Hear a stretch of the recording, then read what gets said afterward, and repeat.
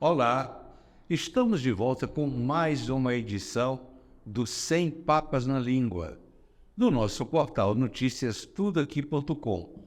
É um prazer me reencontrar com você. Aliás, eu recebo aqui toda semana um entrevistado que é sempre um personagem muito importante. Mas se quer saber de uma verdade, fiquei agora aqui pensando e me toquei. Importante mesmo não é o convidado, não. É você. É você que é importante. Porque é para você que eu faço esse trabalho há mais de 60 anos. Sem você, eu posso trazer o Papa. Mas se você não estiver aí do outro lado nos acompanhando, vendo que nós estamos conversando, aprendendo, se informando, para você poder crescer, melhorar, para se defender dos perigos, para poder planejar o amanhã. Se você não tivesse aí, nada disso aqui teria o mínimo valor. Poderia ser o nosso Papa Francisco. Ele ficaria, ó. Então, você é a pessoa mais importante, mas eu vou lhe apresentar hoje um personagem da nossa política, do nosso governo, do estado de Rondônia, que é o personagem mais invocado. Não é ele que é invocado, não. É o cidadão, você, eu, que invocamos a sua presença constantemente. Qualquer coisa deu errado, você grita, chama a polícia. Um cara passou olhando de cara feia para sua casa, você pega o telefone, tem o telefone da polícia aí? Pois é. Esse personagem é o secretário da SESDEC, o homem que controla as 3 polícias do Estado. A Polícia Civil, a Polícia Militar e a Polícia Técnica Judiciária. Eu estou aqui com o jovem tenente-coronel Felipe Bernardo Vital, um manauara da cepa. É ele que eu lhe apresento. Boa tarde a você que está aí nos acompanhando. Obrigado, Osmar, pelo convite para participar aqui desse programa, desse podcast. É uma satisfação imensa, né? A gente só tem a agradecer a Deus, agradecer ao nosso governador e agradecer a toda a população e a imprensa que sempre está nos apoiando, né? E estamos aqui à disposição para falar um pouco da Secretaria de Segurança Pública, Defesa e Cidadania, SESDEC, para falar um pouco das instituições que compõem a SESDEC, né? Polícia Militar, Polícia Civil, Corpo de Bombeiros e a Politec, e para explanar um pouco também sobre a segurança pública do Estado de Rondônia, as novidades, os investimentos, as melhorias, as dificuldades, e a gente está aqui à disposição de todos os senhores. Então, o cidadão e a cidadã que está ali do outro lado nos acompanhando, eles podem gritar, chama a polícia, que a polícia chega? Com certeza, a gente está aqui para isso, é para atender a população. Ela é a finalidade. A finalidade sempre é a população. Tá certo. Porque se não houvesse essa sociedade plural, composta de gente boa e de gente ruim, se fosse só de gente boa, não precisava nem de coronel, não é? Não, a gente estava no céu já. Já estava no céu. Coronel, o senhor tem uma missão que é de garantir a pacificação social, né, do estado de Rondônia inteiro, na área urbana, na área rural, nas cidades distritais, nas pequenas comunidades, nas aldeias. Onde houver presença humana, o senhor é o responsável pela segurança dessas pessoas. O que é que o senhor começaria dizendo para essas pessoas a respeito do seu trabalho e da sua gestão? O que eu posso dizer, Osmar, que realmente é uma missão árdua, é uma missão difícil, não é uma missão fácil, onde a gente, todos os dias, estamos no combate. Eu imagino o combate do bem contra o mal, né? E onde eu tenho uma equipe, uma força de segurança que, se não estiver alinhada, falando a mesma língua, integrada, quem ganha é o mal. Então a gente precisa ter esse trabalho interno de alinhamento, realmente de encaixe perfeito, para a gente juntos combater esse mal que está ali fora todos os dias, tentando trazer, né, matar, roubar e destruir, que é a missão do inimigo, né? Coronel, esse mal ultimamente vem sendo potencializado pelo surgimento, agora não é mais surgimento, já é criação deliberada, né, de facções, né, se cria grupos e facções com quem cria um negócio, com quem abre uma loja de pet, de imóveis, de sapato, não é? É verdade. É negócio. É negócio. E cada negócio desse que abre é um desafio para o gestor da segurança, para quem faz segurança. Né? Infelizmente, apesar de nós estarmos num estado muito abençoado, né, uma terra abençoada, que é o estado de Rondônia, nós temos uma larga faixa de fronteira, uma extensão muito grande, onde mais da metade dela, 90%, 80%, não é coberta, não tem, vamos dizer, segurança pública, não tem a Polícia Federal, não tem o Exército Brasileiro. E os nossos vizinhos passam pela mesma situação. O exemplo do Acre, do Amazonas, do Mato Grosso. Aqui em Rondônia nós estamos falando de mais de 1.300 quilômetros de faixa de fronteira, onde tem um país vizinho que o trabalho dele é produzir a droga, né? Então, aqui se torna uma rota desse tráfico de drogas vantajoso, porque como a gente não consegue ter o controle total, então vamos dizer assim, o perpetrador ele analisa, ele pesa. Poxa, se eu conseguir transportar essa quantidade X de droga e chegar no objetivo final, eu vou ter um lucro de tanto.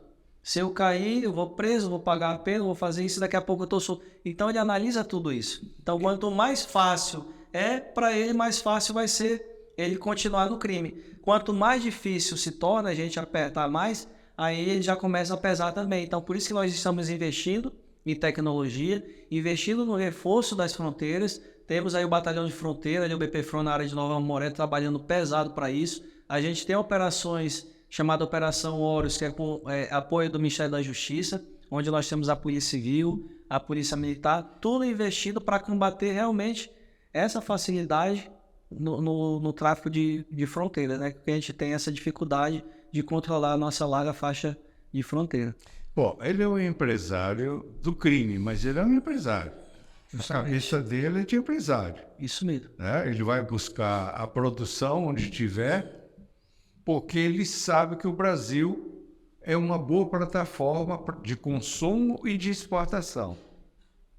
E Rondônia é uma das portas de entrada para essa plataforma. E uma porta com 1.300 quilômetros de fronteira.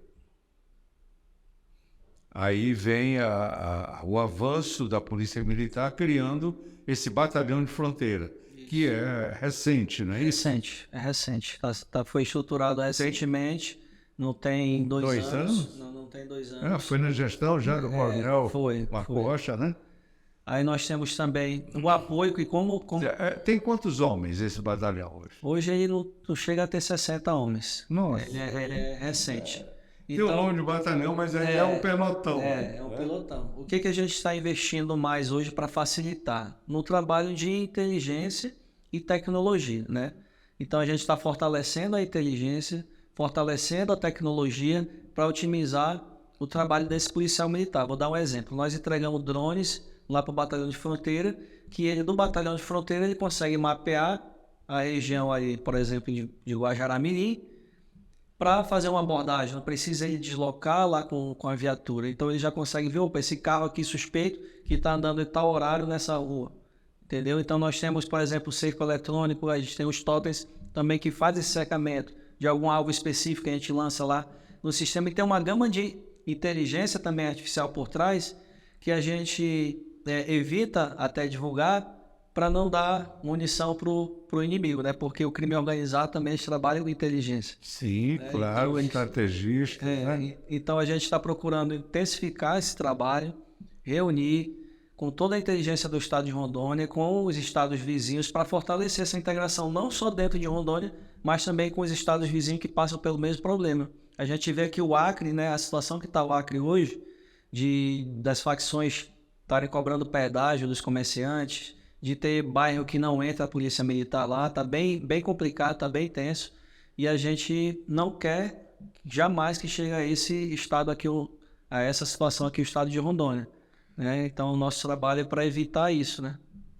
Então, duas considerações. Uma, em relação à questão da vigilância da fronteira, né? Os senhores que têm parceria com os demais estados. Quantos dos nossos vizinhos aqui, que é o Acre, né? Mato Grosso. E o Mato Grosso, o Amazonas. o Amazonas, eles têm também batalhão de fronteira?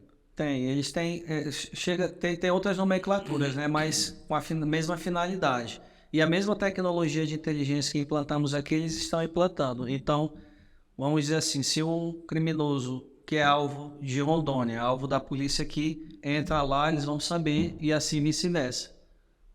Então a gente vai ter essa comunicação, como se fosse uma polícia só integrada com os estados. Porque caminho, é rota. Do Mato Grosso vem para cá, que vai para o Acre, e vice-versa, que vai para o Amazonas, que desce de embarcação e por aí vai. Bom, o senhor falou que já tem totens também fazendo parte dessa estratégia. Nós temos. Na fronteira. Nós temos, na verdade, na fronteira a gente chama... O nome que é utilizado em outros estados, eles chamam de cerco eletrônico. Nós denominamos aqui como muralha digital, né? A muralha digital, ela trabalha com leitura de placa, leitura OCR, ela faz o levantamento de entrada, de saída, o tipo de veículo, horário. Então ela tem algo completo, que é o mesmo trabalho da PRF também, que está integrado conosco. E nós fizemos um acordo de cooperação técnica e criamos uma força-tarefa da SESDEC, que é a Força-Tarefa Integrada, que entra a Polícia Civil, Polícia Militar, Polícia Penal, Corpo de Bombeiros, e fizemos agora, recentemente, tem um mês e pouco, com a Polícia Federal. Tá? Na da SESDEC entra, inclusive, o Ministério Público, é o GAECO, e com a Polícia Federal é só as Forças de Segurança, justamente para combate a crime organizado. E aí toda a tecnologia ao nosso alcance, integrada com o mesmo objetivo, né? É o que eu falo, se não tiver essa união dentro do estado e com os estados vizinhos, o crime cresce, porque ele é organizado. Então, porque cada um trabalhava de forma separada. De forma separada. Eram ilhas. Justamente. Né? E às vezes uma investigação que o GAECO está fazendo, que o EPF está fazendo, a gente também está fazendo. E quando vai descobrir, não, isso aí já está investigando, peraí, entra em choque. Então a gente tem que falar mesmo. É com uma concentração de pessoas e de gastos na mesma coisa. Justamente. Quando poderia dinamizar essa é a ideia. Esse trabalho. A Polícia Federal está junto? O aparato está junto. Porque o trabalho de combate de fronteira basicamente é deles. Está junto. A nova superintendente acabou de chegar, nós já sentamos, já conversamos, e é uma determinação do Ministério da Justiça essa integração hoje. Então a gente só tem a agradecer, porque são bênçãos que vai refletir na sociedade. Vai ter uma força de segurança reforçada, mas que no final quem ganha é a sociedade, né? Coronel, e os países que estão do outro lado do Rio Guaporé, do Rio Madeira. Rio Madeira não, né? Só o Guaporé. O Guaporé. Só o Guaporé. Que estão do outro lado. O país deles também tem segurança, tem militares, polícia civil, tem tudo, federal. Eles têm alguma parceria com Rondônia, com os estados? Osmar, eu posso dizer que tem formalizado, também tem assinado parcerias, inclusive... Principalmente para combater droga... Apreensão de carros, por exemplo, veículos que são roubados aqui, que são vendidos lá, na verdade, trocados por drogas, né? Eles têm, já teve vários veículos que foram recuperados lá, foram passados, mas assim... posso dizer que não é o mesmo retorno, por exemplo, se fosse... nós lá, né? Então, não é uma coisa mais efetiva. Mais efetiva, né? É uma ação, digamos, é assim, tipo assim, pontual, aí dá um apoio. Tem esse apoio, mas é algo pontual, assim, uma ali, outra aqui, mas tem esse apoio. A Bolívia continua tendo a entrada ilegal de carro como a sua fonte industrial de abastecimento de veículos, de formação de frota? Continua. Inclusive, nós estamos com um trabalho agora para acontecer, onde tem umas linhas que são rotas, e a gente já tem alguns alvos, e a gente vai dar uma balançada, uma quebrada aí nesse povo aí. Então, e o senhor prevê um aumento dessa do aumento de pessoal desse batalhão de infantaria? O que que nós temos hoje? Hoje nós temos eu falo que a gente é a melhor polícia do Brasil. A polícia militar, a polícia civil, apesar de ser uma polícia pequena, um efetivo pequeno, né? Nós temos aí mais de 1.000 homens na PC nativa, um pouco mais de 5.000 na PM, um pouco mais de 700 no Bombeiro, para atender todo o estado, que são 52 municípios. A Polícia Militar está nos 52. O Bombeiro está em 17, a Polícia Civil está em um pouco mais da metade. E a resposta tem sido dada, mesmo com todas as dificuldades. E nós temos hoje, o que motiva o policial é ele ter uma qualificação boa, ele ter equipamento em condições, armamento em condições, né? Então hoje a gente está trabalhando isso, e o principal que é a valorização, né? O reconhecimento salarial. Hoje, mesmo com o aumento que o governador Coronel Marcos já deu na gestão anterior, de mais de 25%, a nível nacional nós já estamos defasados. Estamos entre os 6, 7 piores do Brasil. E o governador ele não fala que é uma promessa, ele fala que é um compromisso e que nessa gestão ele ia dar esse diferencial. Então hoje nós temos uma tropa motivada, aguardando, né, essa valorização, porque isso é um reflexo para a família dele. A valorização financeira vai refletir na família dele. E então hoje a prioridade do governador é fazer justiça e fazer essa recomposição salarial para depois a gente contratar. A polícia que melhor paga hoje é de São Paulo, né? Não. Hoje nós já temos... Era Brasília, mas hoje nós temos Goiânia, nós temos Mato Grosso. Os primeiros colocados são estes. Goiânia. Mato Grosso, Amazonas.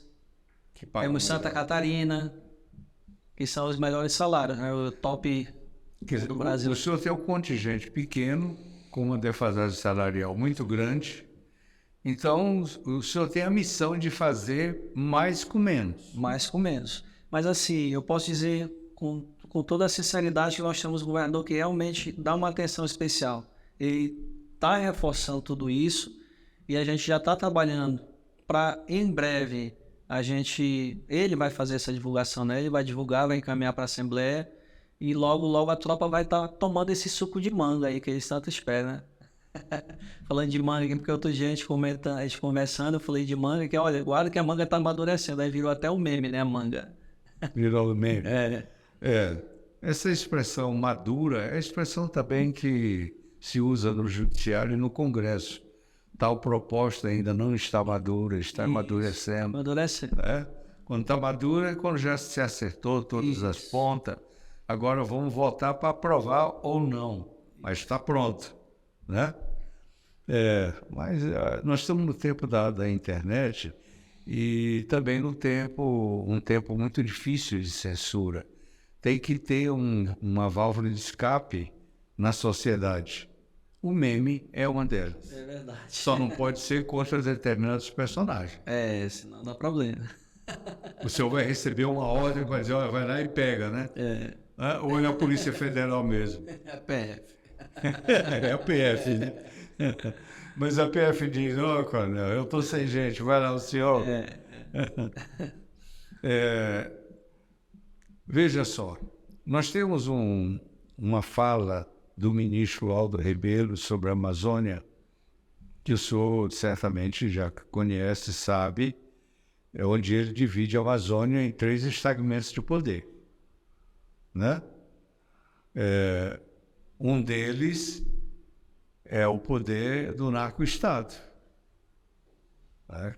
Que nem é do Brasil para o Brasil. Já o Brasil exportou, se fortaleceram lá fora, agora estão voltando e transformando a Amazônia nessa grande plataforma, né, de distribuição não é só de droga, é de tudo. Porque eles agora também estão atuando em garimpo, na exploração de madeira, né? Em todas as riquezas, né? Ou seja, o crime, como falamos no começo, é uma empresa hoje, né? E eles se cercam de pessoas com inteligência, né? Mais estratégia, né? Estudar mercado, essa coisa toda. E fazer a coaptação. Então, é aqui que eu quero perguntar para o senhor. os nossos jovens e os nossos índios, os ribeirinhos, já estão sofrendo esta influência de coabitação. Afinal de contas, vira e mexe, a imprensa está registrando aqui no nosso Rio Madeira a atividade dos chamados piratas do Madeira, que já é uma derivação dos piratas do Amazonas. Infelizmente, né? O jovem que é cooptado, o que ele vê? Ele vê a vantajosidade, a facilidade, e ele acaba sendo encantado por isso, né? Tem a droga também, que muitos entram no mundo do crime através da droga, por ser usuário ou por estar, né, envolvido no trabalho do tráfico de drogas. Eu vou dar um exemplo do que o senhor está falando. Esses dias ali em Ariquemes, eu até marquei uma agenda, eu fui lá no Garimpo Bom Futuro. Tem 2 escolas lá, onde tem mais aproximadamente 1.000 crianças. E lá nós não temos o poder público, né, na presença da polícia militar. Quando tem alguma ocorrência, vai lá, bombeiro militar, a segurança pública, né? Não está presente. Não está presente. E é um distrito. É uma cidade distrital. E aí, Ariquemes atende, retorna, está presente nesses atendimentos pontuais. Mas aí me relataram o alto índice que tem lá de prostituição de crianças, né, drogas, e pedindo socorro. E aí a gente já está com um projeto de fazer lá o Polícia Mirim, o Bombeiro Mirim nessas escolas, porque é algo que você trabalha na criança ali, né, no início da fase dela ali de criança, para lá na frente, de repente, ela mudar de caminho. Igual um tempo desse, onde um pastor me abordou no Orgulho do Madeira, no Residencial Orgulho do Madeira, e falou assim, agradecendo o trabalho da polícia, da presença constante da polícia militar lá, que o filho dele de 7 anos falava que era civil. Ele falava que era comando vermelho. E hoje o filho fala que quer ser policial militar. Então, para o senhor ver que como o meio, a convivência, ela muda uma criança, né, que está ali em fase de formação. Então, imagina num local como o Garimpo Bom Futuro, Baixo Madeira, se a gente não tiver a presença da polícia.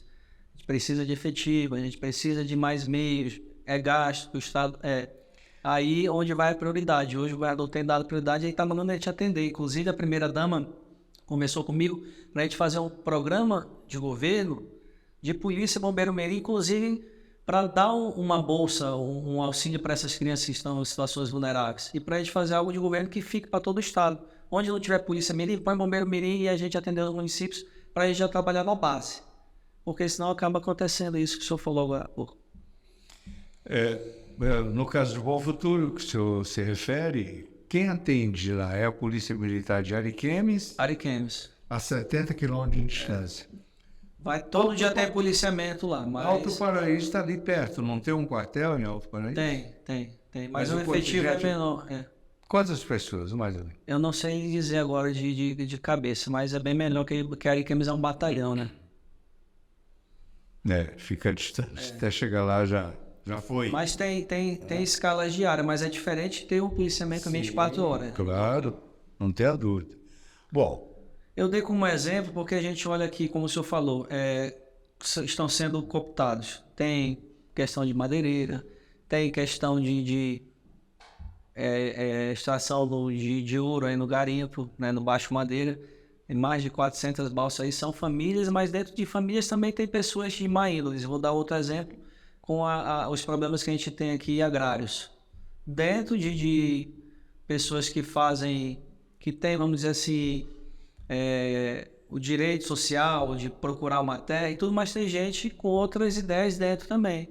Quando teve uma invasão numa fazenda aqui no eixo da BR, sentido ali o Acre, Ponta do Abunã, onde veio a morrer 2 sem terras, o Conselho Nacional de Direitos Humanos veio para cima da gente. Por que mataram tal? A gente foi levantar a ficha.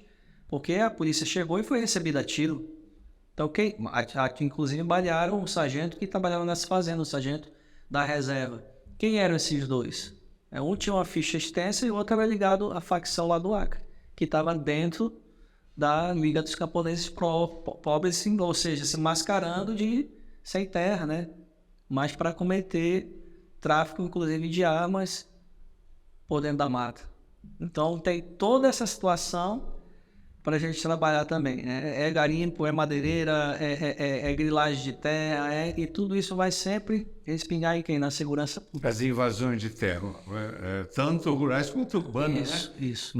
Porto Velho, no seu entorno, tem várias invasões. E graças a Deus a gente está conseguindo controlar, porque a gente está fazendo um trabalho com a patrulha rural em todo o estado, que você pode ver que os casos que tentou iniciar, a gente já cortou no início, então está sob controle. Mas, se não tiver a mão do Estado, da segurança pública, desanda. Coronel Vital, nós temos 52 municípios, 52 cidades. Mas Porto Velho é um município que tem 13 cidades distritais. Distritos. E os demais municípios, cada um tem pelo menos uma cidade. Eu estaria errado em supor que nós temos mais de 100 cidades distritais? Não. E o senhor é responsável pela segurança dessas pessoas. Muitas dessas cidades têm uma população urbana maior do que um terço das cidades que são 7 municípios. Sim. Quando foram criados esses 52 municípios, só Porto Velho era que tinha uma população já expressiva. O resto, ninguém tinha a população que tem a União Bandeirante. Osmar, para o senhor ter ideia, um tempo desse estavam assim, pressionando mesmo, cobrando a segurança pública na região de Cujubim, porque estava tendo muitos homicídios. Nós fizemos uma força-tarefa, um trabalho com a Polícia Civil, Polícia Militar, e demos uma resposta lá, que estava envolvimento de grilagem de terra por trás. Ano passado chegaram a fechar... de madeira, também, né? Aquelas autorizações falsas que o cara pega lá de um lote da acolá e vem derruba aqui, né? O senhor está podendo. Essas coisas obtidas ali pela SEDAN. Ano passado chegaram a fechar a BR, a população ali na ponta do Abunã, cobrando a presença da polícia.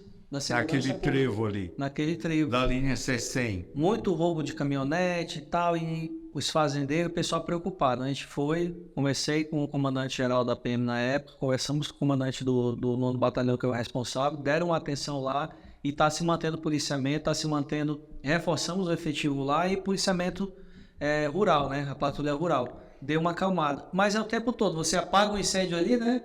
Aí daqui a pouco já vem outro foco ali. Você apaga um fogo ali e já não tem que deixar alastrar e virar um incêndio, né? São pequenos focos. É isso que eu ia lhe perguntar.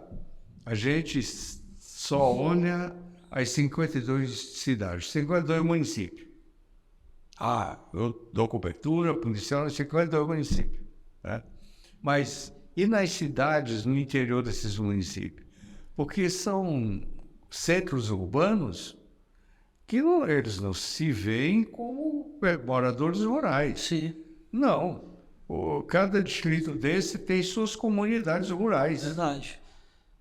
Não é? Verdade. Povoados rurais. Ali é cidade. Só não é município porque a lei não permite que crie. Né? E quantas pessoas o senhor tem trabalhando nesse policiamento rural? É um batalhão que tem? Rural? Não. O patrulhamento rural é uma escala onde a gente põe uma guarnição para fazer o patrulhamento naquelas regiões. E hoje nós, falando em tecnologia, nós lançamos um aplicativo, que é um aplicativo rural, onde nós cadastramos o fazendeiro ali, o produtor rural, pequeno, médio, grande, cadastramos com georreferenciamento o lote dele ali, entrada, saída, quem são os moradores, o que tem ali, quais são os veículos ali, que horas ele sai com gado, que horas ele sai com leite, que horas ele sai com a plantação dele, e a guarnição tem isso na mão. Porque o que acontece? Quando uma guarnição era acionada, aqui na linha 22, no ramal tal, entraram na nossa casa, fizeram de refém e levaram tudo. Até a guarnição chegar lá, como é que eu chego? Aí tu já não tem mais contato, que tu perde sinal. Aí lá o produtor ele tem porque ele tem internet Wi-Fi, mas aí o polícia já não tem. Aí passa no rádio, lá no CIOP. olha, manda a guarnição vir, quando ela entrar no ramal 22, ela anda mais tantos quilômetros, ela vai ver uma seringueira. Nessa seringueira ela vira à direita, lá na frente vai ter uma descida, nessa descida ela vai e vai ter uma curva até o policial chegar já se perdeu no meio do caminho.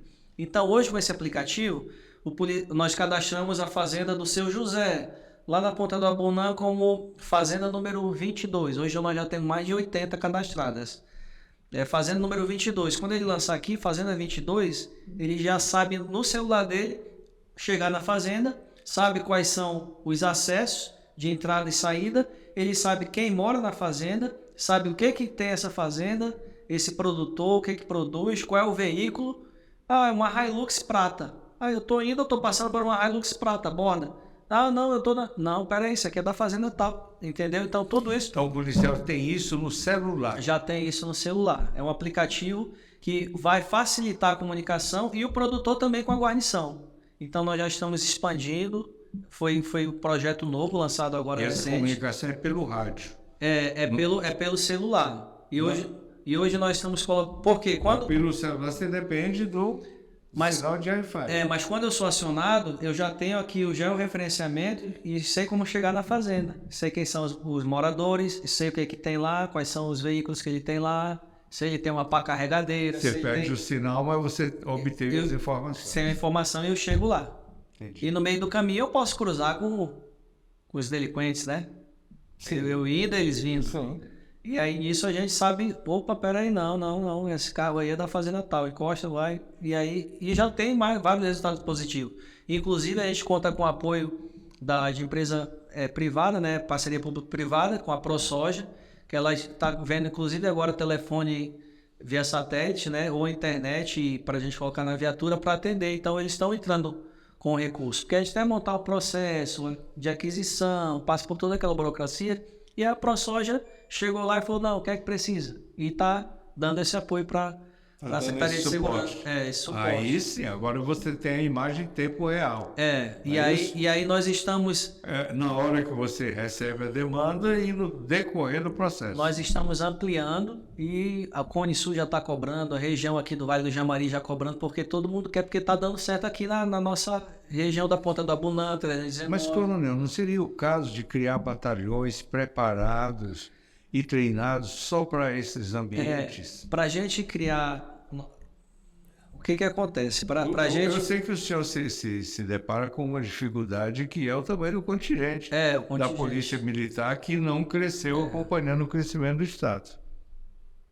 Não é verdade? E para a gente aumentar o efetivo, como a gente está dando prioridade hoje para salário, a gente consegue hoje, com esse apoio e com o reforço do policiamento na folga, que eles recebem uma gratificação, então ao invés de ele folgar 3 dias, ele folga 2 dias, no terceiro ele faz esse indenizado, a gente está conseguindo manter e dar essa resposta. Porque para criar batalhão, a gente tem vários entraves de lei de responsabilidade fiscal e por aí vai, que acaba travando na ampliação. E fora o gasto, né, que aumenta na folha do Estado. Mas a gente tem como prioridade, já fizemos levantamento de necessidade de efetivo de PM, bombeiro, PC e Politec. Tem um concurso em andamento da Politec, tem um concurso em andamento da Polícia Civil, tem um concurso em andamento do bombeiro, finalizando agora, que são soldados temporários, né, para reforçar, inclusive em quartéis novos que serão entregues, e tem o da Polícia Militar para oficial, que começa, né, iniciar ano que vem. Então a gente está também olhando para a questão de efetivo, né, porque não adianta só dar um bom salário, material e sobrecarregar a tropa, né. Mas esses concursos, eles vão promover um crescimento do contingente ou só vai substituir? Olha, eu posso... Os que morrem, os que se aposentam, os que deixam... Né? Hoje, se falasse assim, mas qual é a necessidade hoje? Hoje a gente teria que praticamente dobrar a necessidade. Né? Do Bombeiro 700, previsto a 2.000 e pouco, a Polícia Civil também, a Polícia Militar também. Então, você dá um reforço, né? Mas ainda não é o ideal. Então a gente vai reforçando gradativamente. Porque tem gente que morre, tem gente que aposenta, né, que vai para reserva. Mas o senhor acha que desses concursos vai sobrar alguma coisa para dizer aumentou 2%, 1%, meio por cento? Não, a gente vai substituir uma defasagem, né? Mas hoje a gente tem uma polícia dando resultado, dando resposta com o que tem, então a gente vai dar uma aliviada, mas não vai suprir o que é necessário. Eu vou perguntar e o senhor responde se o senhor achar que deve. Nós temos quantos policiais militares e civis hoje no Estado? Mais de 5 mil, pô. Militares e civis vai dar mais de 6 mil. Aproximadamente 7 mil. Então são 1.000 e poucos civis. E Nativa. 5 mil e poucos militares nativos. Isso. E quanto por cento o senhor tem fora da atividade fim? Osmar, Por exemplo, cuidando de juiz, cuidando de deputado, de presidente de assembleia, ele falar. presidente de câmara, cuidando de ex-governadores, cuidando do governador atual, porque eu sei que bastante gente. Para ex-governador não tem, não. Desembargadores. Mas hoje nós temos uma fonte de recurso através do Ministério da Justiça, através da Secretaria Nacional de Segurança Pública, né, FUNESP, que para a gente receber esse recurso, nós só podemos falando, tem alguns requisitos. Um dos requisitos só pode estar 3% fora da função. Então a gente não pode ultrapassar 3%. E nós acabamos de receber agora, nessa ilha em Brasília, 39 milhões do Ministério da Justiça para a Secretaria de Segurança de Rondônia, para a gente usar na segurança pública e atender alguns eixos, né? Como eles pediram agora prioridade nos homicídios e feminicídio. Então, a gente tem que respeitar e a gente é fiscalizado com isso. Antigamente não tinha nenhum requisito, nenhuma objeção. Se eu tenho 5 mil e quisesse deixar 2 mil, 3 mil fora, eu poderia deixar. Então, hoje a gente é amarrado. E o que teve que ser feito? Essa amarração vem de quando? Vem de 2019 para cá. Então, o que aconteceu? Teve que enxugar, trazer muita gente. Então, hoje a gente não pode ultrapassar esses 3%. Para eu dar um exemplo. A Assembleia Legislativa, ela pode ter 2 por parlamentar, são 48. Aí tem o Tribunal de Justiça, tem o Tribunal de Contas, tem o Ministério Público, mas a gente não pode ultrapassar o que a gente está amarrado pelo Ministério da Justiça, senão a gente deixa de receber recursos. Então é uma ajuda para a gente, para a Secretaria e os comandos, para dizer assim, olha, infelizmente eu não posso ceder porque eu já estou no limite. Então, o senhor está no limite nos 2%? Não, os 3%. 3%? 3% de 5 é 1.500? Não, 150? 150? Aí o que conta é fora da força de segurança, né? Porque nós temos no governo, tem Casa Militar e, por exemplo, SESDEC. Esses que estão comigo na SESDEC e na Casa Militar não contam. Mas todos eles também teriam, vamos dizer, um enxugamento. Também. Mas nós também temos os policiais treinados para a rua que não estão na rua. Eles estão nas áreas administrativas, nas assessorias. E tem os da hora de música, claro. Essa é curiosa. Eles estão fora desses 3%? Estão fora. Os que estão dentro da corporação estão fora. Seria certo dizer que entre 1/3 e 1/4 da força de segurança está fora da atividade fim? Não chega a tudo isso, não. Vou lhe falar. Hoje, se pegar todos que estão fora, incluindo Casa Militar, que a Casa Militar trata da segurança do governador, do CPA, Secretaria de Segurança, que tem sua importância, porque através da SESDEC que tem aquisições de armamento, de munição, que faz as políticas públicas de segurança, então precisa de um efetivo de segurança pública lá também, chega a 400 e pouco.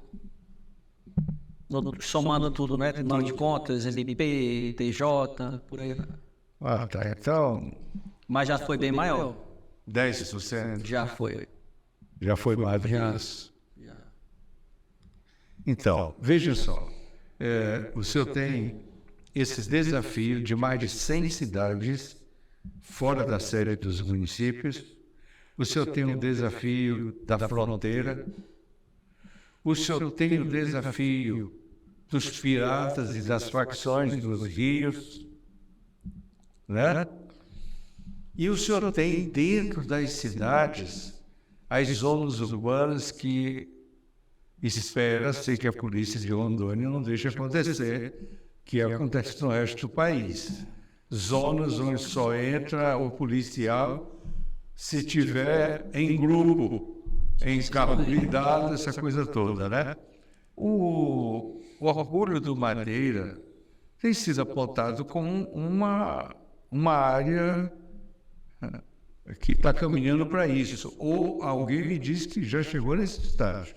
Como é que o senhor analisa? Orgulho do Madeira, Cristal da Calama, essa região. Porque, na verdade, esses dois condomínios, eles representam mais do que muitas das cidades. E muitos bairros também.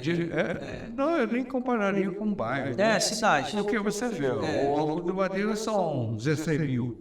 Mais de 14 mil, tipo assim. Né? 14 mil. O Cristal são mais 10. Isso aí. É maior que muita cidade. Junta os dois aí, já passou de um terço das cidades de Rondônia, já passou. Eu desafio hoje a qualquer um ir comigo e entrar lá no residencial, em qualquer residencial hoje, porque realmente, se a gente analisar, ano passado para cá, inclusive a briga que estava entre uma facção de um residencial e de outro estava bem tenso. Eu estava comentando ontem me mandaram assim, um da imprensa mandou assim, olha, já tem 20 dias que eu estou vendo morte de facção. E isso aí não dá matéria pra gente, porque a gente fica aqui na central e querendo, né, para fazer matéria. Pô, eu falei, não, você vai ter que mudar de foco aí, porque a gente está combatendo justamente isso. E é a presença da polícia. Ontem mesmo, vou lhe mostrar uma foto aqui. O comandante do batalhão me mandou e falou assim, comandante, estamos aqui cumprindo a missão. Esse é o alinhamento com o comandante-geral, com os comandantes responsáveis dos residenciais. Policiamento. Então, a gente está mantendo esse policiamento, eu não sei se dá para ver. Dá. Ele vê. A gente está mantendo esse policiamento, a determinação do governador, justamente para não deixarmos chegar no que aconteceu em alguns estados vizinhos, né? Isso aqui foi de ontem. Então, a gente não conseguiu colocar uma base lá, mas a gente está com a presença da polícia, a gente está com o trabalho de inteligência, a gente já sabe quem é quem, e a gente está com esse apoio do judiciário. Inclusive, teve uma operação recente, que foi um trabalho da Polícia Civil dentro do residencial, e foram 22 faccionados presos. Então, a gente está tendo uma atenção.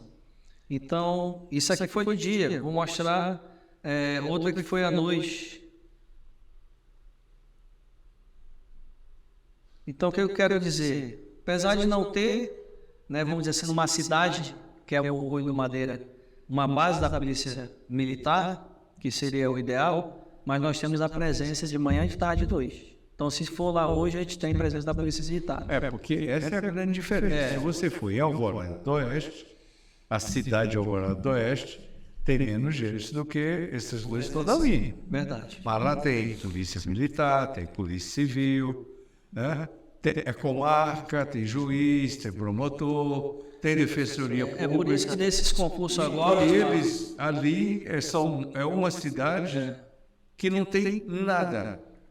É por isso que esses concursos agora a prioridade é a capital, as maiores cidades, para reforçar o efetivo e reforçar esse policiamento. Tanto do efetivo da Polícia Civil como da Polícia Militar. Bom, então falemos de uma coisa mais específica, que é um desafio de todas as polícias. Olha, o senhor sabe a quantidade de órgãos e instituições criados em defesa da mulher. Desde a casa de acolhimento, acho que foi hoje mesmo, o prefeito destinou um terreno para construir uma casa de acolhimento, não é isso? Mas já tem outros órgãos que apoiam, que acolhem, né? Ministério Público tem grupos de trabalho nessa área. Tribunal de Contas tem grupo de trabalho nessa área. Tribunal de Justiça. Tribunal de Justiça tem, OAB tem. Tem associações. Tem associações, tem os conselhos estaduais e municipais. E porque não se para de matar mulher, de bater mulher, de estuprar criança, né? Osmar, sabe o que eu vejo em relação a isso? Inclusive, eu estava comentando... Quando você pega assim, os crimes do dia, a metade, e no dia que é menos, 1/3, estão nessas duas áreas. Eu estava comentando que, inclusive, saiu esse mapa de violência referente ao ano de 2022 e Rondônia ficou feio na foto. Nós tivemos, em relação passada, muita redução. Em mortes violentas, nós somos o 4º na redução do Brasil, o 2º na região norte, mas realmente no feminicídio a gente ainda está alto. E comparado com o ano passado, também esse ano ainda está alto, a gente precisa melhorar, e eu estou trabalhando na segurança pública também com esse foco. Mas eu vejo, e principalmente falando de zona rural, quando a gente visita as unidades, eu pergunto qual é o maior problema aqui de policiamento. Tem sido a mesma fala em todos os interiores. É Maria da Penha. Então é algo cultural, é algo que a gente precisa trabalhar, e eu vejo assim, é uma visão minha, né? Focar não na mulher que foi agredida, que foi morta, que foi violentada, mas no agressor. E trabalhar, né, uma punição mais severa, uma atenção e mostrar, olha, aquele cabra ali sem vergonha matou uma mulher. O que acontece? Hoje a gente foca na mulher, a mulher é coitada, a mulher é que sofre, a mulher foi esfaqueada e a gente nem sabe quem foi o cara. A gente nem sabe quem foi o elemento. Então a gente tem que focar nele para a população ver, aquele cabra sem vergonha agrediu a esposa dele. Ele chegou bêbado lá da zona rural e quis ter relação, e a mulher não aceitou, ele agrediu, esfaqueou, matou, pintou e mordou, que nesse dia me ligaram, o senhor reclamando que encontrou a mulher morta, e quando a gente foi ver, foi ele que tinha matado a mulher aqui na zona de caminho ali para Buritis, aquele trecho que eles chamam de Cabajá. Então é isso que está acontecendo. Estão focando no feminicídio da mulher. E o cara, a gente nem vê, nem sabe quem foi ele. E às vezes ele está andando na rua, tu tá cumprimentando, tá abraçando, ele acabou de agredir a mulher, matar a mulher. Então eu vejo que a gente tem que trabalhar uma forma, né, de a população ver o agressor. Porque como é que a gente vai resolver esse problema de décadas? Então estou vendo e estudando, como é que a gente faz para minimizar isso? Né? É uma visão minha, isso que eu estou falando aqui o pensamento meu. E eu reuni semana passada com o meu adjunto, o delegado Hélio, conversei com o Ministério Público, eu falei, olha, a gente tem que mudar, não adianta, a gente está fazendo campanha e tudo, mas quando sai a matéria lá, mulher assassinada, a mulher foi esfaqueada, que nem teve esses dias aí, e foca na mulher e ninguém sabe quem foi. A gente vê a matéria falando assim, olha, foi esse aqui, ó, seu João chegou e tal, põe a cara no elemento lá para ver se intimida e se serve pelo menos, né, de forma didática, de exemplo para os outros aí, para ver se parou, opa, não vou não, porque o negócio está tenso. Olha, eu sei que eu não gostaria de ser coronel hoje. Eu não gostaria de ser policial militar no Brasil de hoje. Porque o trabalho de vocês tem uma frase muito comum, né, muito recorrente, né, tem sido praticamente de enxugar gelo. E a sociedade, na sua percepção, ela diz assim, cadê a polícia? Ela não diz assim, cadê o juiz? Cadê o deputado? Cadê o senador? Cadê o Congresso? Cadê o Ministério Público? Não, a sociedade ainda não tem essa percepção para gritar por esses entes. Ela grita, cadê a polícia? E a polícia é desmoralizada diariamente. Vou ver se o senhor concorda ou não com essa observação. Quantas vezes um policial prende a mesma pessoa e no dia seguinte ele sai na audiência de custódia, rindo para a cara do policial? Vou te pegar, eu te pego. É o lance. É a triste realidade do nosso Brasil. Nós temos que mudar nossas leis, né? Porque, infelizmente... O senhor concorda comigo? Concordo. Que é isso mesmo? Concordo.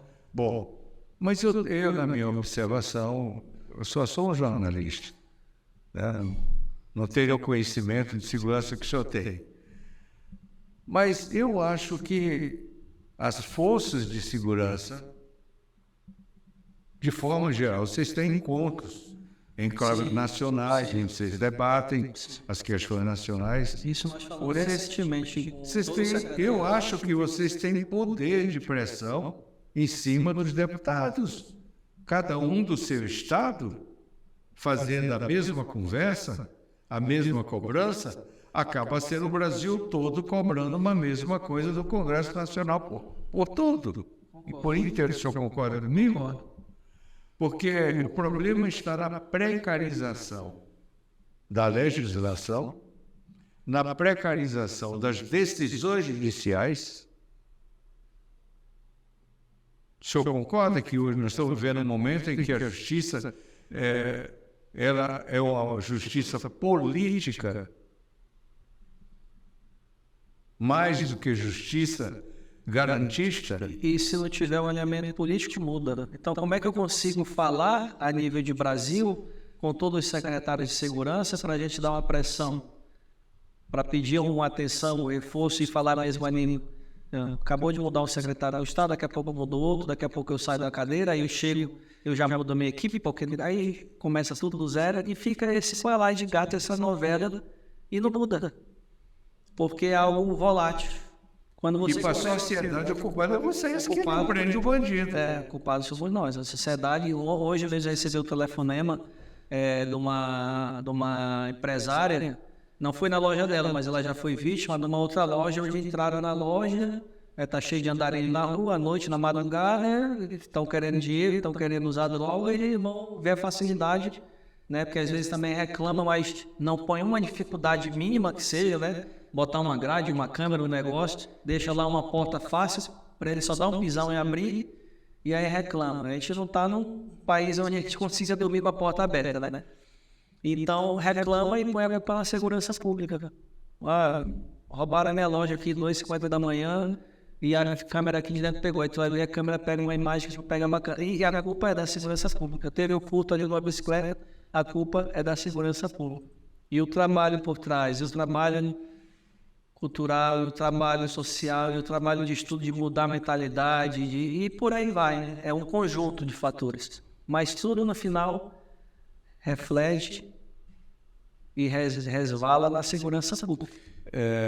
O senhor concorda que talvez todas essas estruturas que nós acabamos de citar aqui de proteção da mulher e da criança poderiam fazer um trabalho mais extensivo junto de toda a atividade coletiva da sociedade? O pastor poderia ser uma pregação permanente na sua igreja, o padre, né? Até no futebol, onde você estiver juntando gente, teria que fazer isso. Um trabalho também mais voltado com as famílias, porque a origem da violência é a base, é a família. É a família, né? Vem dali, né? A família bem formada gera cidadãos de bem, a mal formada gera cidadãos do mal. É ali.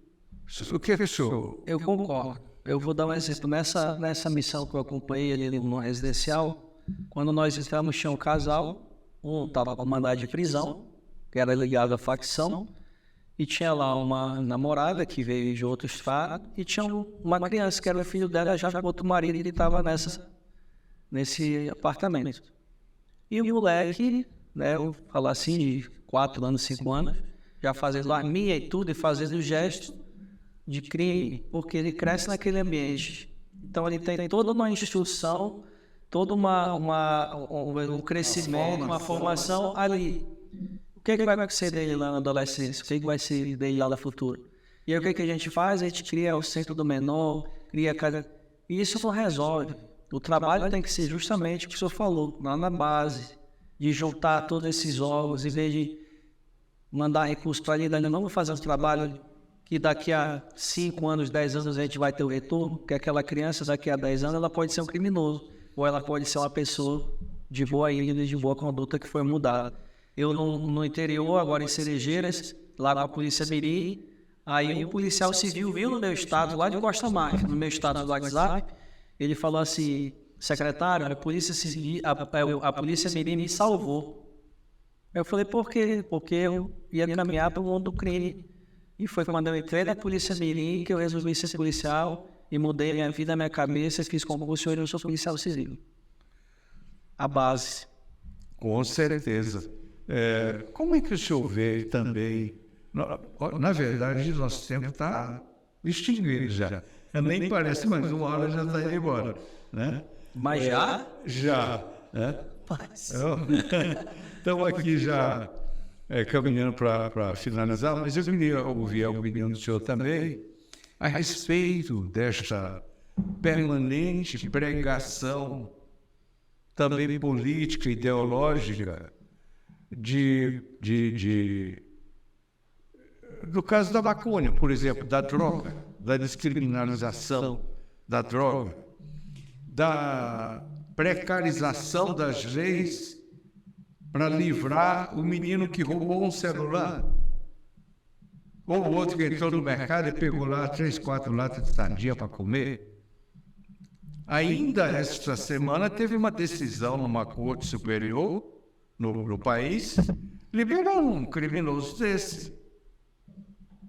E aí? Estamos caminhando para dias piores. Se não tiver o trabalho, eu discordo. Eu discordo porque o nome já fala, né? É uma droga. A droga destrói.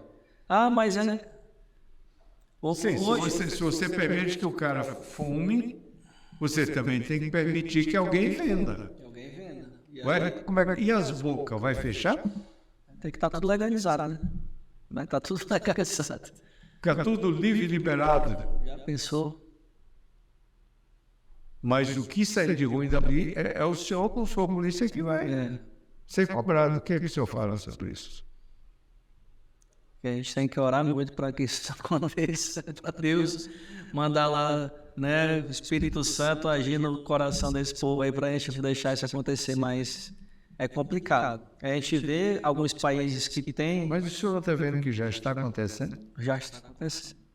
A gente vê alguns países que já tem a liberação, tá lá, tipo zumbi andando na rua, porque é liberado. País que é até 200... até X dólares, não lembro o valor, mas R$200, o furto é tipificação penal. Então ele pode roubar, que isso aí não vai ser preso. Então, molecada fazendo arrastão em loja, porque se ele pegar X valor, ele não pode ser preso. Então a gente vai caminhando para um retrocesso. Eu sou militar e o pensamento é lá do antigo. Eu fui criado, né, dos meus pais rígidos, na rigidez. Então, você errou e tal, ficava de joelho ali no canto, isso, aquilo, não, e tal. Lá em Manaus. Lá em Manaus. E eu falo assim, olha, se não fosse essa criação do meu pai, de repente hoje eu não estaria aqui. Se não fosse essa criação da minha mãe, de repente eu não estaria aqui. Então é algo que funciona, então por que mudar? Por que inventar por algo que... Coronel, o Poder Judiciário do Brasil, do nosso país, o senhor tem visto... todos temos visto uma série de decisões. Eu queria colher sua opinião sobre isso. Por exemplo, o Adélio Rec saiu pela porta da frente e depois o Poder Judiciário mandou devolver os bens que ele adquiriu com fruto do crime. O que o senhor acha, Jana, de um ato como esse? A gente, né, entra naquela mesma seara que nós conversamos agora há pouco. Hoje o advogado que está defendendo um criminoso, está fazendo o papel dele, ele vai procurar as brechas para defender o cliente. E o judiciário vai cumprir a lei. O judiciário está ali para cumprir a lei. Então, se chega algo que fala, realmente aqui pela lei eu tenho que atender, ele vai cumprir a lei. Então, nós temos que fazer o quê? O trabalho de mudança da lei, para ter lei mais não branda, mas mais severa. Porque se não chega lá, o advogado achou uma brecha, o juiz vai ter que dizer sentenciar dando favorável pro... É um pensamento meu. Então, a gente tem que mudar a nossa lei. Uma decisão do Supremo, por exemplo, que há mais de 2 anos impede uma ação mais efetiva nos morros do Rio de Janeiro. O que o senhor acha dessa decisão? Está lá o Rio de Janeiro, não está hoje. Tá lá, mas se vale para o Rio de Janeiro, de repente vale para Rondônia, não é? Por analogia, daqui a pouco, né, tem uma jurisprudência e vai só ampliando. Eu penso que se nós não tivermos políticos, deputados estaduais, deputados federais, com foco e fortalecimento de senadores, para a gente mudar a nossa legislação, a gente só vai caminhando ladeira abaixo. E a Câmara na farda do policial, o senhor vê isso como um instrumento de proteção do policial ou como um instrumento de repressão do policial? Hoje nós temos o único servidor público que, para trabalhar, é monitorado 24 horas, é o policial militar, porque ele entra numa viatura e já tem uma câmera na cara dele. Ele sai da viatura e já tem câmera para fora da viatura. E ele vai para um beco atrás do marginal e tem uma câmera no colete. Qual é o outro servidor público que a gente tem câmera 24 horas monitorando ele?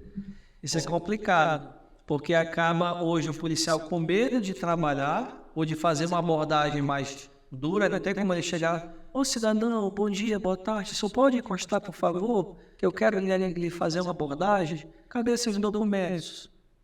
À noite, 3 horas da manhã, encontrando 2 elementos numa moto e fuga. A câmera está registrando tudo. Aí aquilo ali, o que acontece? O cara que sentiu uma abordagem mais pesada, ele vai usar contra o policial, daqui a pouco está lá ele solto na audiência de custódia e o policial está tendo que responder lá no Ministério Público, tendo que responder lá no Capa Preta. Então, e pagando o advogado com que dinheiro? Gastando com o advogado. Com dinheiro do próprio dinheiro do bolso dele. Não tem nenhuma instituição de apoio que lhe dê garantia. Nós estamos trabalhando isso para ter uma defesa através da Defensoria Pública. O governador pediu isso, porque se ele está de serviço, ele estaria representando o Estado. Né? Ele está ali em nome do Estado, em nome da lei. Ele não está ali, eu, Felipe Bernardo Vital. Eu estou ali, eu, policial militar, bombeiro militar, secretário de segurança. Então, porque depois eu tenho que gastar do meu bolso, eu estava ali de serviço. É que tem que ir lá defender, ou a AGU, uma AGE, digamos assim. Defensoria Pública, tem um pessoal voltado para isso, então a gente está trabalhando para isso. Então, hoje o policial acaba se associando a alguma associação para ele ter ali um advogado depois para defender ele. Então, ele paga aquela mensalidade, mas mais esse pensamento de ter um advogado para defender ele. Então, é isso. Tem que vender a casa para pagar o advogado. Muito injusto, né? É muito injusto. Mais um detalhe sobre a questão da Câmara. Né? O policial está entrando numa área de perigo.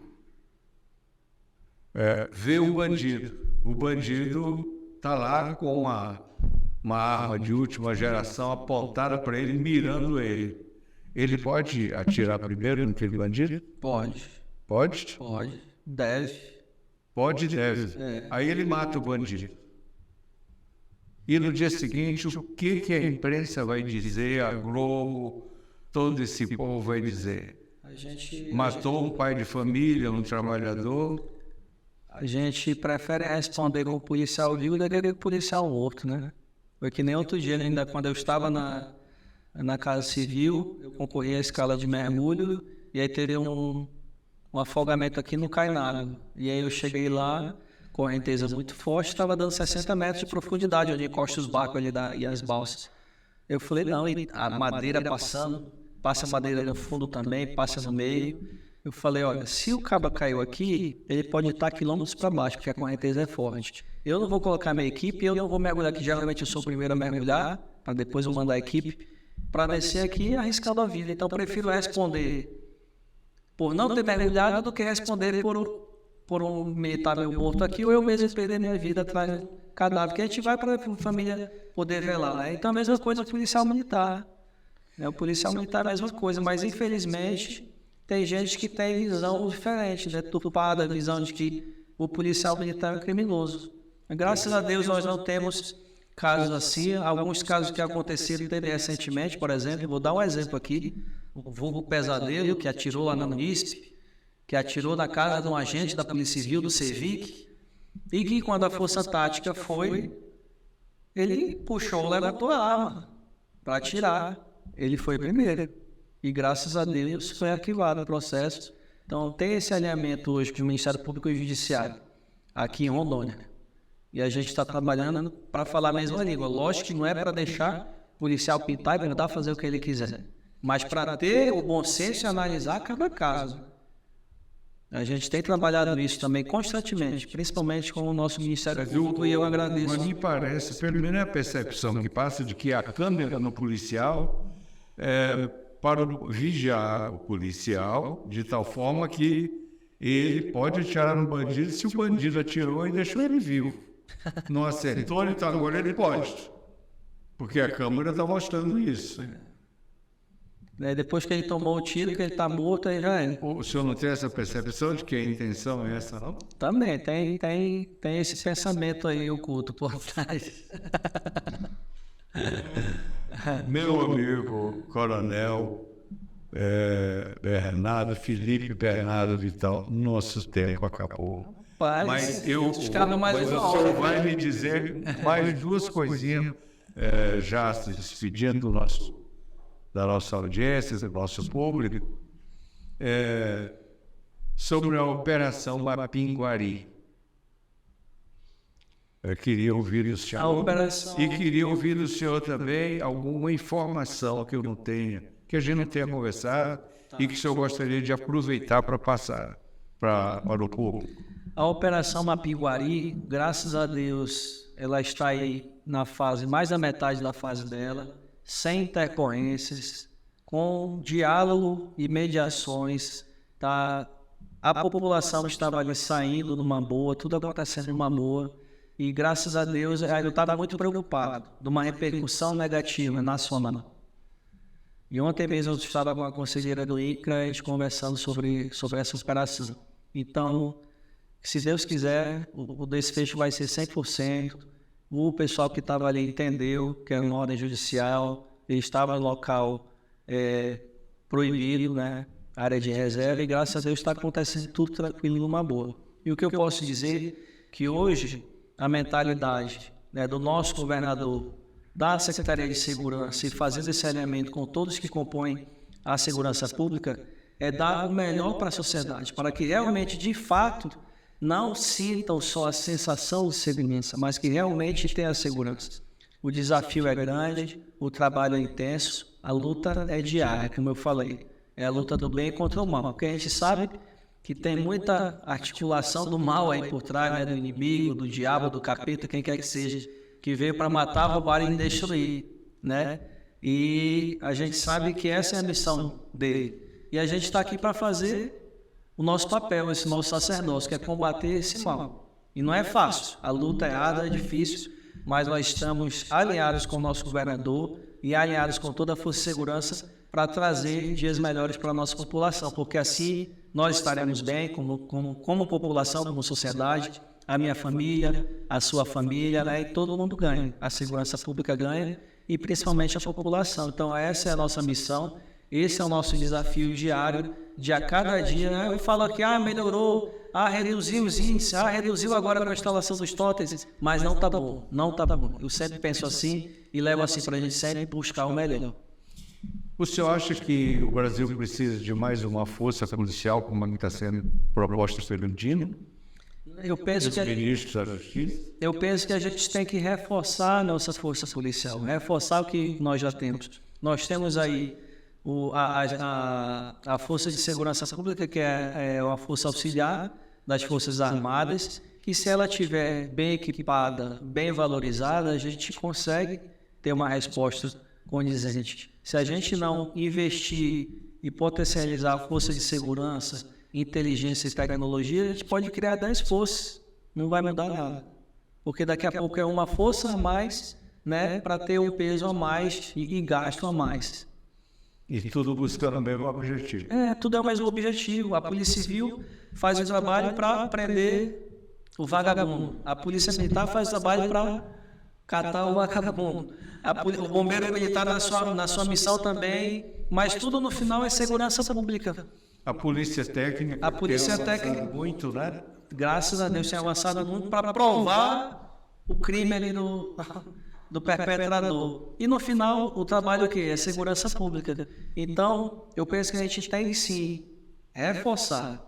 Não que a segurança pública seja seja mais importante que a educação, que seja mais importante que a saúde. Mas desde lá da antiguidade, da época medieval, dos castelos, o que era? Fazia os muros altos, reforçavam, né, os soldados do castelo, porque a segurança pública é o primeiro lugar. Então, se você tem uma segurança pública forte, pujante, reflete positivamente para tudo, para a educação e para a saúde, que são as principais partes. Talvez valha a pena o senhor sugerir para o governador Marco Rocha mandar murar os 2 maiores condomínios do estado. Com 2 ou 4 entradas é melhor de controlar, não? Aproveitando toda a tecnologia que hoje tem, um toque em cada portaria. Vamos botar a tecnologia lá. Toque, vamos botar. Sugere ao governador, não é tão caro. Não vai faltar quem queira dar uma emenda, né? E aparecer bonito na foto. Muito obrigado pela sua companhia. Você está vendo que nossa entrevista está chegando ao fim. Foi um prazer muito grande estar com você em mais essa edição do Sem Palavras na Língua, tendo aqui a personalidade responsável pela tua segurança e pela minha, pela nossa, que é o Coronel Felipe Bernardo Vital, que vem das Forças dos Bombeiros e, como você acabou de ouvir, é um jovem oficial de ideias arejadas, de visão macro, de segurança. Então, vamos torcer para que ele consiga colocar e fazer todas as coisas que ele deseja, que tem prometido aqui. Deixo você com ele. Um abraço. Até a próxima, se Deus quiser. Obrigado, Osmar. Obrigado a você que está acompanhando aí de casa por participar dessa edição aqui do Papo da Língua. E a gente fica à disposição. E um recado que a gente deixa para a sociedade é que, diuturnamente, a nossa missão é trazer a paz social para você, para trazer a tranquilidade para toda a sociedade. Essa é a nossa missão. Esse é o sacerdócio que Deus nos colocou aqui, né? E toda a força de segurança, cada um com a sua missão. E a gente só tem a agradecer a Deus, agradecer ao governador, agradecer aqui o programa, a pessoa do seu Osmar, por essa oportunidade. A gente está sempre à disposição. Muito obrigado.